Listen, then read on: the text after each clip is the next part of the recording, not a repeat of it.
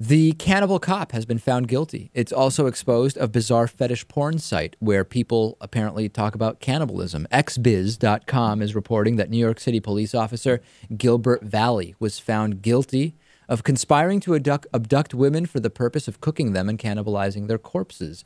Also charged with illegally using a police database to target potential victims. So he used the police database to find women, which then he dreamed of cannibalizing. Seems like a hell of a guy. Wonderful. Wonderful that people like this are protecting us. The center of the case was the adult fetish website, darkfetishnet.com, where there's somewhere between 4,000 and 40,000 registered members who talk about their fantasies of eating women. And this officer's now estranged wife says she caught bizarre cannibalistic images on his computer and that this seemed to be a disturbed individual. I find the most interesting question here one of, are we bordering on thought crime here? In other words, the defense in part was these were unrealistic fantasies that he was never going to carry out.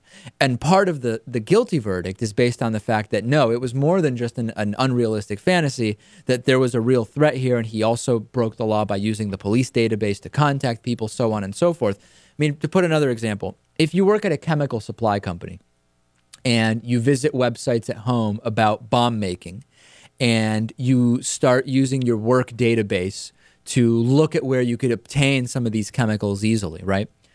Is that terrorism? Is that, if the point of making the bombs was terroristic, is that enough to get you in trouble? You haven't made a specific threat, and really it's about what's the credibility, right? To some extent, it's an issue of credibility. This is a little different because he wasn't, there were specific women that he had been looking up.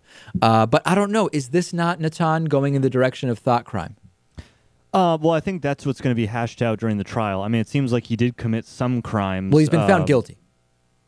Yeah, well, that's what I'm saying. So you're saying during individual trials in these types of cases? Yeah. I mean, I think that it's clear that, I guess it was clear to the jury that he was actually conspiring to do this. Yeah. He had certainly committed some other crimes that are beyond question, like illegally using the police database. So I think that this is not really a thought crime. It's just a factual question of whether they're actually planning it or not.